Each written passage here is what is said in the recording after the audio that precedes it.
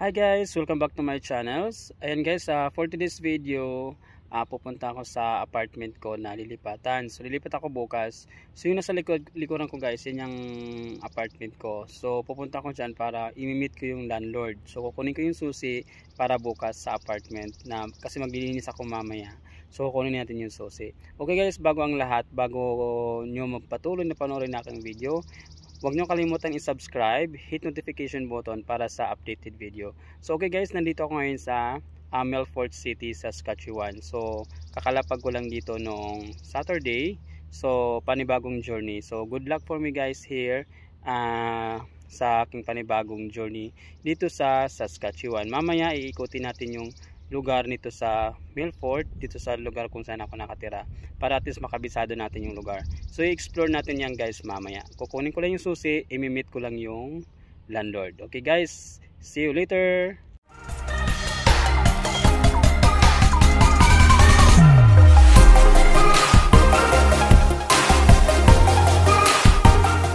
Hi guys, welcome back to my channels. Ayan guys, for today's video, pupunta ako sa apartment ko na lilipatan. So lilipat ako bukas. So yung nasa likuran ko guys, yan yung apartment ko. So pupunta ako dyan para imimit ko yung landlord. So kukunin ko yung susi para bukas sa apartment na kasi maglilinis ako mamaya.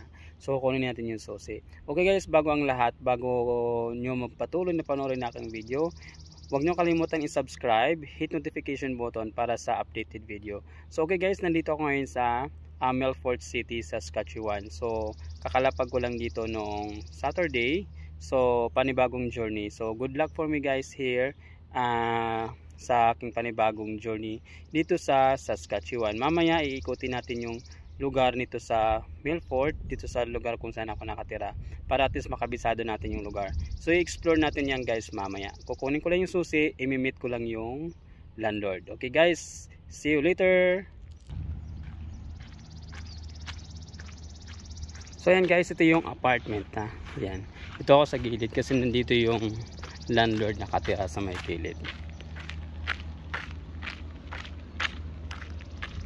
So kunin natin yung susi, dito natin sa back door. Good morning.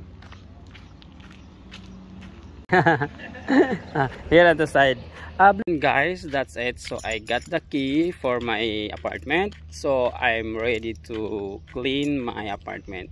So mamaya guys, pupunta lang ako sa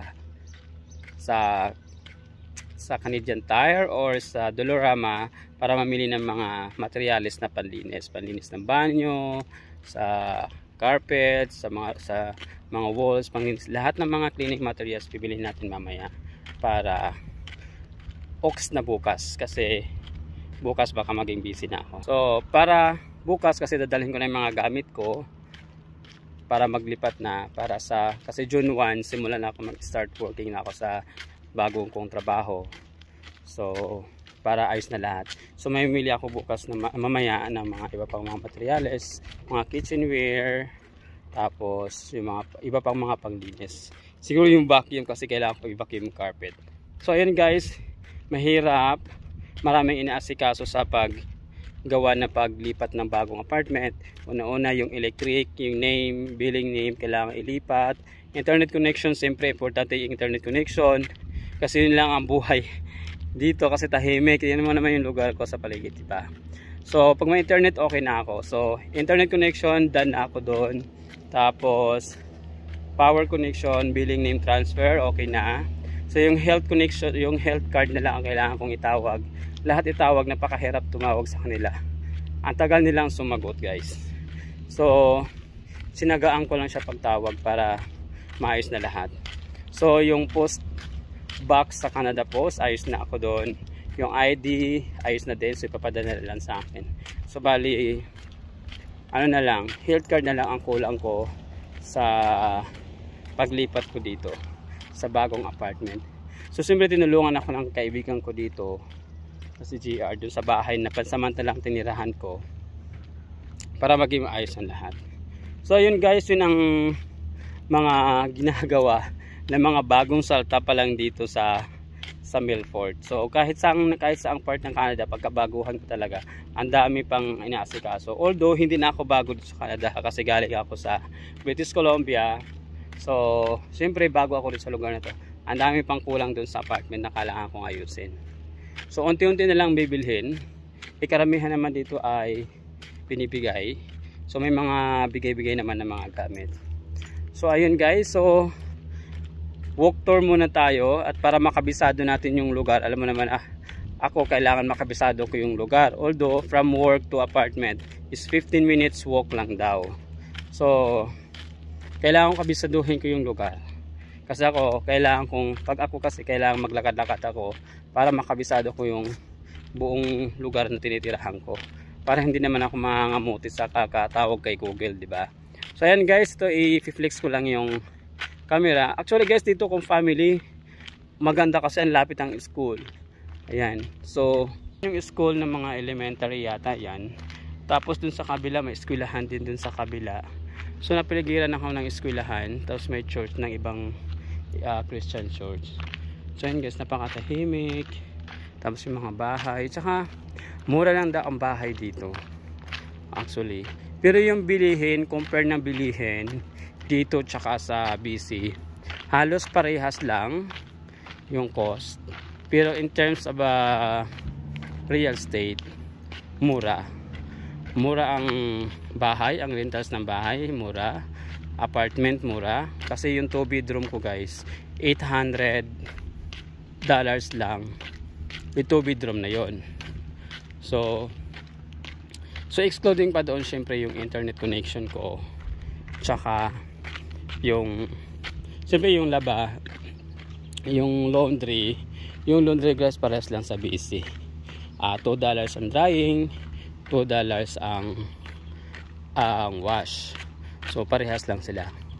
So yung trabaho ko ayun sa unahan lang noon, so mga 15 minutes walk lang going to sa trabaho sa bahay ko. Pero siyempre hingal na ako noon pagpasok. So I'm planning to buy a bike or a scooter. So mas prepare ko pa rin mag ng scooter kasi pagpasok pa lang hingal na ako kung araw-araw ako maglalakad, diba? So siyempre minsan makikisabay tayo sa may mga sakyan dahil hindi pa ko handa para bumili ng sakyan dahil daming gastusin. So ayan guys, ito yung paligid. Ayan. So yung street ko, ayan, Scotia Street. Ayan. Napakatahimik guys. Ang sarap kung ikaw ay mahilig kung gusto mo ng mga tahimik na lugar, gusto mo makatulog ng mahimbing, pero hindi yung tulog na tuloy-tuloy ha. Yung matulog lang ng maayos na wala ka masyadong maririnig yung mga sasakyan na dumadaan. Yan. Kung yung gusto mo mga tahimik na mga lugar, guys, pwede rito. Maganda rin naman. Ayan, sa ngayon hindi pa masyado mainit. Tignan mo na may mga dahon, green na green, diba? So ayan guys, dahil pag ilang ko ng days, pang 4 days ko na, Saturday, Sunday, Monday, Tuesday, pang 4 day ko na ngayon. So pang 5th day ko bukas, lilipat na ako sa apartment. So yung bed hindi pa ayos, so kailangan pang ayusin yung bed. So mamimili lang ako mamaya mga kunting gamit. So ayun guys, enjoy na lang sa view. Maganda rin naman. Ayan yung bahay, malaki. Tapos yung mga puno, green na green talaga yung mga dahon. Kasi guys, pagdating naman ng winter, mawawala na yung mga dahon na yan. So i-walk tour ko lang kayo kung saan ako lugar na nakatira. Kasi hindi ko pa masyado na ikot to lahat. Siguro pag may scooter ako, may ikot ko na to. Ikutin ko to lahat hanggat may sakyan ako kay scooter or bike. Parang exercise na din. Ayan. Sabi nga nila mura nga lang daw ang bahay dito, mga $200 makakabili ka na, or $150, mga ganun eh. Depende sa laki ng bahay, diba? Unlike sa part ka ng city like BC, sa British Columbia, Ontario, Vancouver, naku, napakamahal ng real estate doon. Yung renta doon sa 1 bedroom pa lang sa 1 bedroom pa lang, minimum na doon is 1,600 to 1,700 Canadian dollar ang monthly rent. May gumagawa. So yun guys, nandito ako sa kabilang street. So medyo naligal ako ng konti. Okay guys, saan na ba tayo? Okay, in terms sa real estate, comparison tayo guys. Yung sa sa real estate, sa mga renta, kung i-compare natin, like British Columbia, Ontario, tsaka dito, yung bahay ng renta, mura.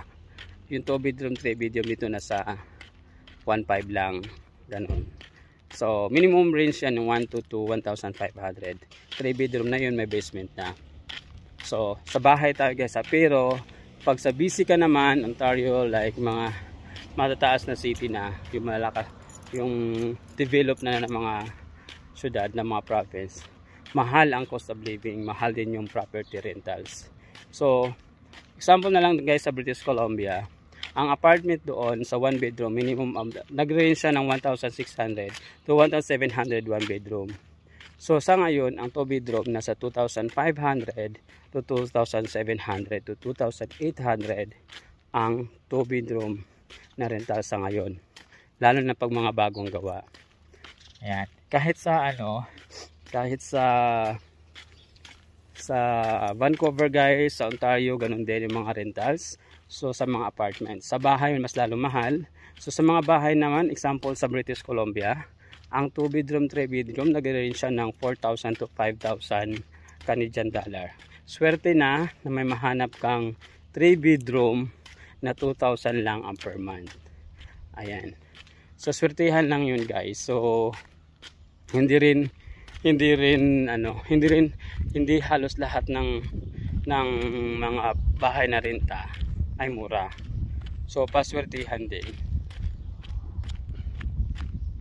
So ayun, dito kung gusto mo ng mga murang mga property, example na lang dito sa Saskatchewan, Nova Scotia, Alberta, yan, Prince Edward, New Brunswick, yung mga murang mga property ko in terms of bahay. Pero pagdating naman sa foods, halos parehas lang yung cost niya pagdating sa pagkain. Saka yung yung iba pa mga basic na pangangailangan. So yun guys, so sa mga na-share ko na sa inyo yung mga comparison. So pagkain, mga bilihin halos parehas lang, pero renta magkalayo. Kung gusto mo mag-invest ng bahay dito, mas makakabili ka ng bahay dito sa mga province na to. Pero pag pumunta ka ng British Columbia, Ontario, Toronto, Vancouver, ayan, kailangan mo ng milyon doon, kaya milyon na ang mga bahay doon. Okay, so ayan, nandito na ako sa bahay ng kaibigan ko. Although guys, maraming mga kalsada pa dito na hindi ayos. So maraming lubak-lubak, in fairness. So hindi naman ako naligaw, lumagpas lang ako ng street. So di ba ang ganda ng green na green yung mga dahon. So dito ako sa bahay ng kaibigan ko, kung saan pansamantalang nitirahan hanggang ngayon lang. Pero bukas lilipat na ako doon kasi may internet connection ako bukas na schedule. So kailangan nandun ako. So yun guys, sa susunod natin na video, iikot tayo sa part ng dito sa Milford. Ayan, kahit maglakad-lakad lang tayo guys, walk tour lang para lang makita yung lugar na kung gaano kaganda. Makita nyo rin kung gaano kaganda yung lugar ng Milford. Kasi di ba sabi ay Saskatchewan, diyan, tahimik, ito ganyan. So let's see, pakita ko sa inyo yung ibang part lang ng Milford kasi walkathon lang tayo, wala tayong sasakyan. So nasaan na ba na ako? Medyo malayo pa ako, no?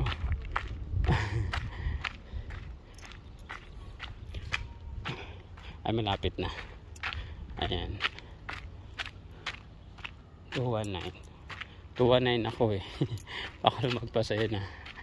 So ayun guys, see you sa susunod natin na walk tour. Doon kasi doon sa mga video reels ko na upload ko na rin. So follow me guys sa aking Facebook profile na Arnel Danyo, and don't forget to follow me on my Facebook page, Nilly's Kitchen, on my food vlog, and AMD TV, of course. Don't forget to subscribe AMD TV and hit notification button for the upcoming video. And guys, ayan, thank you so much guys. And maraming salamat and thank you for watching. Ayan guys, ito yung bahay ng, tama ba? Ayan nga, ito nga 219. Ito yung bahay ng friend ko. Ayan, alam niyo guys kung magkano lang opa niya dyan. Ayan, alam niyo ba kung magkano lang opa niya dyan? 1,200 with 3 bedroom. May basement pa yan. 1, 2, 3. Yeah, 4 bedroom. May basement pa yan. 1,200 lang. Kumpara mo doon sa mga syudad na develop ng ang lugar. Ang napakamahal. So ayun guys. Sasakyan niya. Ayan ang sasakyan niya. 'Di ba? Social. For watching, don't forget again to hit the notification button and subscribe to my, click the button below for a subscription. Okay guys, maraming salamat. Thank you. Bye. See you again for the next video.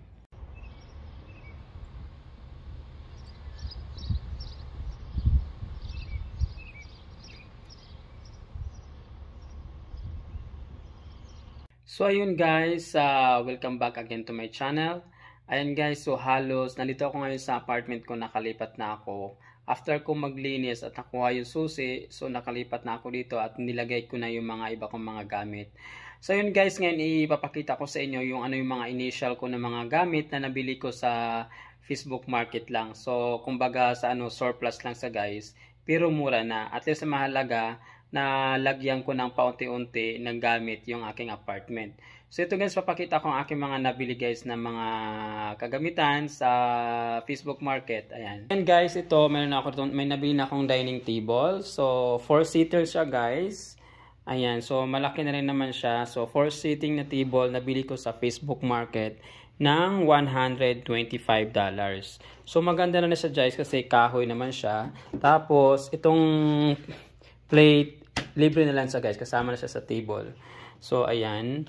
So maganda rin naman yung niya, yung upuan kasi foam naman siya. Tsaka wala pang sira, maayos pa siya. So okay na to para sa 125 kasi bibili ka ng bago, ang mahal. So nilagyan ko na lang siya ng plastic na flowers para maganda naman tingnan. So ayan guys, so sa halagang 125 na nabili, kung ikaw ay bagong lipat sa mga ibang mga province at maglipat at bagong dating sa Canada, huwag masyado muna magbili-bili ng mga gamit na mga mamahalin. So magtingin-tingin ka sa Facebook Market, maraming mga mura mabibili, yung iba pa free pa na binibigay ng mga residents dito sa Canada. Kaya huwag magbibili ng mga brand new kasi karamihan free lang. So tapos guys, dito tayo sa kitchen ko. Ayan. So, itong microwave, nabili ko lang din sa Facebook Market. So, may nagpost sa Facebook Market ng microwave kasi nga magmo-move siya sa ibang apartment.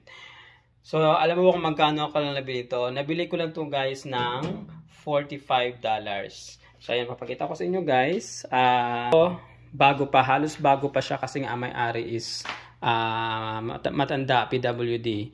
So nabili ko lang siya guys ng $40. Ayan, tingnan mo, di ba malinis?